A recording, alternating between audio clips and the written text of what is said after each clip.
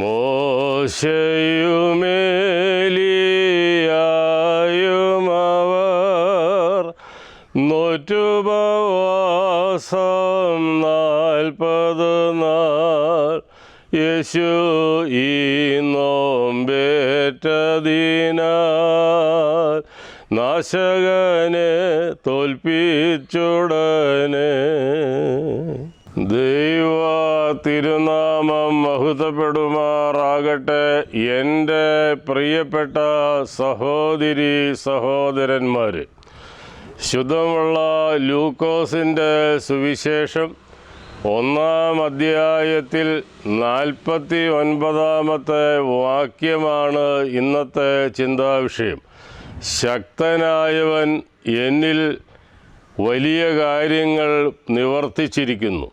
ശുദ്ധിമതിയായ ദൈവമാതാവിൻ്റെ വചനിപ്പ് പെരുന്നാൾ മാർച്ച് 25-ന് സഭ ആചരിക്കുവാൻ ഒരുങ്ങുന്നതായ ഈ സാഹചര്യത്തിൽ ലൂക്കോസിൻ്റെ സുവിശേഷം 1-ാം അധ്യായത്തിൽ 46 മുതൽ 56 വരെയുള്ള വാക്യങ്ങൾ മറിയാമിൻ്റെ പാട്ട് എന്ന പേരിലാണ് അറിയപ്പെടുന്നത്.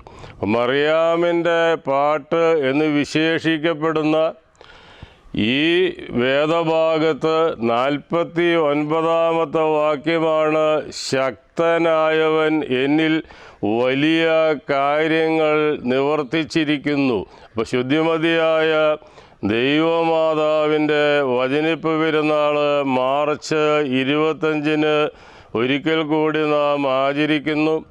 26-ാം തീയതി പാതി നോമ്പ് ആചരിക്കുകയാണ്.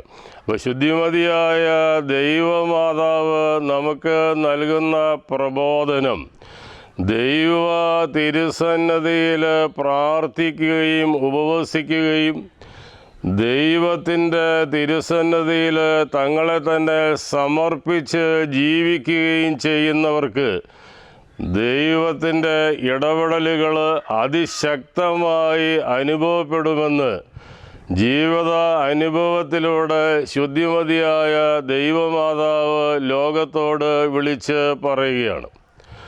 26-ാം തീയതി നമ്മുടെ സഭയിലെ എല്ലാ പള്ളികളുടെയും മധ്യഭാഗത്ത് ഗോകുൽത്ത കുരിശ് സ്ഥാപിക്കുന്ന ദിവസമാണ്.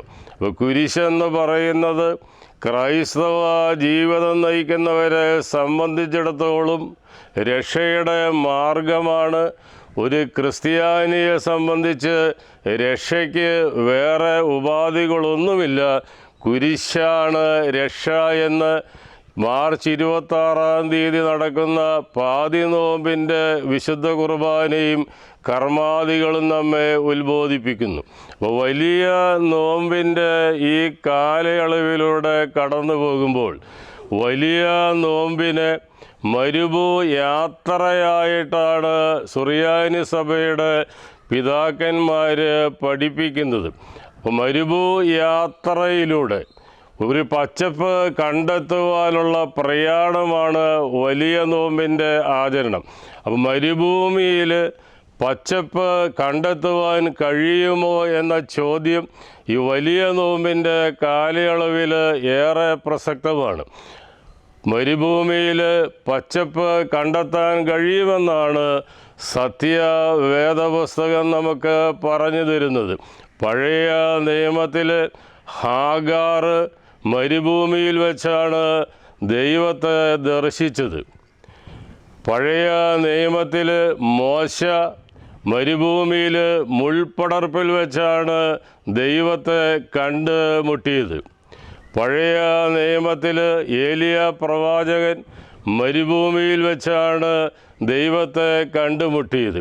അപ്പോൾ ദൈവത്തിന് പ്രസാദകരമായ നിലയിൽ നോമ്പാചരിച്ചാൽ ഈ വലിയ നോമ്പാകുന്ന മരുഭൂ യാത്രയുടെ അവസാനം ദൈവത്തെ കണ്ടുമുട്ടുവാൻ നമുക്ക് സാധിക്കുമെന്ന് ഹാഗാറിൻ്റെ ജീവിതവും മോശയുടെ ജീവിതവും ഏലിയ പ്രവാചകൻ്റെ ജീവിതവും നമുക്ക് പറഞ്ഞു തരികയാണ്. എന്നെ കേൾക്കുന്ന എൻ്റെ പ്രിയപ്പെട്ട സഹോദരി സഹോദരന്മാരെ, 2025 മാർച്ച് 25 എന്ന് പറയുന്നത് ശുദ്ധിമതിയായ ദൈവമാതാവിൻ്റെ വചനിപ്പ് പെരുന്നാളാണ്. അപ്പോൾ ഈ വർഷത്തെ വചനിപ്പ് പെരുന്നാൾ യാക്കോബായ സുറിയാനി സഭയെ സംബന്ധിച്ചിടത്തോളം ചരിത്രത്തിൻ്റെ താളുകളിൽ തങ്കലിപികളാൽ എഴുതപ്പെടേണ്ട ചരിത്ര സംഭവം നടക്കുന്ന ഒരു സുദിനമാണ്. അതായത് ഈ വർഷത്തെ മാർച്ച് 25 എന്ന് പറയുന്ന ആ സുദിനം ചരിത്രത്തിൻ്റെ ഒരു നാഴിക കല്ലായിട്ട് മാറുന്ന ദിവസമാണ്. പരിശുദ്ധ അന്ത്യോക്യ സിംഹാസനത്തിൽ നിന്നും യാക്കോബായ സുറിയാനി സഭയുടെ പ്രാദേശിക തലവൻ്റെ സ്ഥാനത്തേക്ക് അഭിവന്ദ്യനായ ജോസഫ് മാർ ഗ്രിഗോറിയോസ് തിരുമേനി ഉയർത്തപ്പെടുന്ന, അഭിഷേകം ചെയ്യപ്പെടുന്ന മഹൽ സുദിനമാണ് മാർച്ച് 25. യാക്കോബായ സുറിയാനി സഭയിലെ വൈദികരെ സംബന്ധിച്ചിടത്തോളം, വിശ്വാസികളായ ജനലക്ഷങ്ങളെ സംബന്ധിച്ചിടത്തോളം ഇതിലും വലിയ ഒരു സന്തോഷം പങ്കുവയ്ക്കുവാൻ നമ്മുടെ ജീവിതത്തിലില്ല. കാരണം അഭിവന്ദ്യനായ ജോസഫ് മാർ ഗ്രിഗോറിയോസ് തിരുമേനി ബസേലിയോസ് യൗസഫ് എന്ന പേരിൽ സുറിയാനി സഭയുടെ പ്രാദേശിക തലവനായി കാതോലിക്കോസായി അഭിഷേകം ചെയ്യപ്പെടുന്ന ആ സുദിനത്തിൽ പഴയ നിയമ വേദപുസ്തകത്തിൽ ഒരു യൗസേപ്പിനെ നമുക്ക് കണ്ടുമുട്ടുവാൻ കഴിയും. ആ യൗസേപ്പ്, പഴയ നിയമത്തിൽ ദർശിക്കുന്ന യൗസേപ്പിൻ്റെ ജീവിതമെന്ന് പറയുന്നത് സഹനത്തിൻ്റെ പ്രതീകമായിരുന്നു, ത്യാഗത്തിൻ്റെ പ്രതീകമായിരുന്നു. പുതിയ നിയമത്തിലേക്ക് കണ്ണോടിക്കുമ്പോൾ ആദ്യം തിരുവചനം പരിചയപ്പെടുത്തുന്ന യൗസേപ്പ് ഒരു മരപ്പണിക്കാരനായിരുന്നു, തച്ചനായിരുന്നു, പക്ഷേ നീതിമാനായിരുന്നു. തൻ്റെ ജീവിതത്തിൽ അഭിമുഖീകരിക്കേണ്ടി വന്ന എല്ലാ പ്രതിസന്ധികളെയും നിശബ്ദതയോടെ ഹൃദയത്തിൽ സംഗ്രഹിച്ച് ദൈവ തിരുസന്നതിയിൽ സമർപ്പിച്ച് ജീവിച്ച വിശുദ്ധനായ സൈലന്റ് സെയിൻ്റ് എന്ന പേരിൽ അറിയപ്പെടുന്ന മരപ്പണിക്കാരനായ യൗസേപ്പിനെയാണ് പുതിയ നിയമത്തിൽ ആദ്യം നമുക്ക് പരിചയപ്പെടുവാൻ സാധിക്കുന്നത്. പുതിയ നിയമത്തിലേക്ക് വീണ്ടും കണ്ണോടിക്കുമ്പോൾ അരിമത്യായിലെ ഒരു യൗസേപ്പിനെ പരിചയപ്പെടുവാൻ നമുക്ക് സാധിക്കും. അപ്പം അരിമത്യായിലെ യൗസേപ്പിനെ കുറിച്ച് തിരുവചനം പറയുന്നത് ഇപ്രകാരമാണ്: അരിമത്യ എന്ന് പറയുന്ന നാട്ടിൽ ധാർമ്മികനായി വാണ ഏക മനുഷ്യനാണ് അരിമത്യായിലെ യൗസേപ്പ്.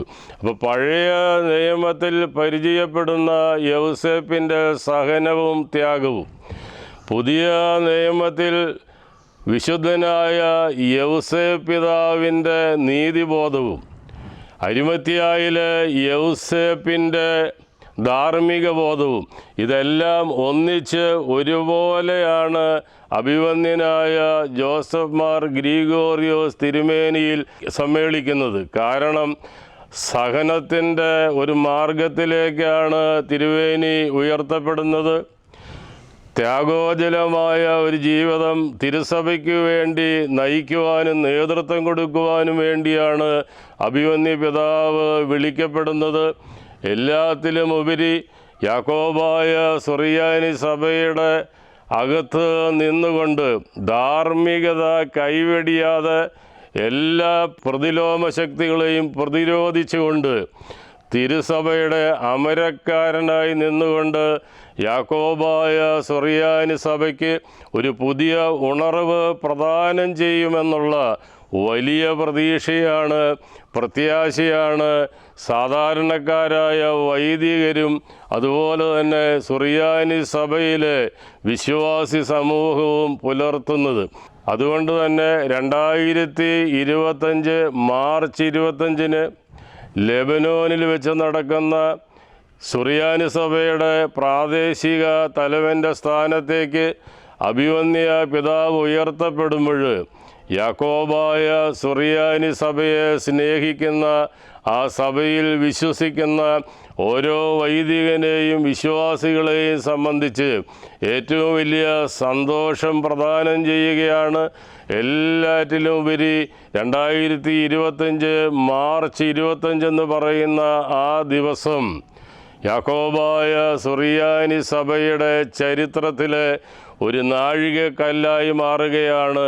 ആ നാഴികക്കല്ലായി മാറുന്ന ഈ സന്ദർഭത്തിൽ സുറിയാനി സഭയുടെ പ്രാദേശിക തലവനായി, പ്രാദേശിക അമരക്കാരനായി ഉയർത്തപ്പെടുന്ന ബസേലിയോസ് യൗസഫ് എന്ന പേരിൽ അറിയപ്പെടുന്ന പുതിയ കാതോലിക്കോസിന് ഹൃദയത്തിൻ്റെ ഭാഷയിൽ ആത്മാർത്ഥമായിട്ട് സ്നേഹവും അതിനോടൊപ്പം തന്നെ ആദരവും ആ തൃപ്പാദങ്ങളിൽ സമർപ്പിക്കുകയാണ്.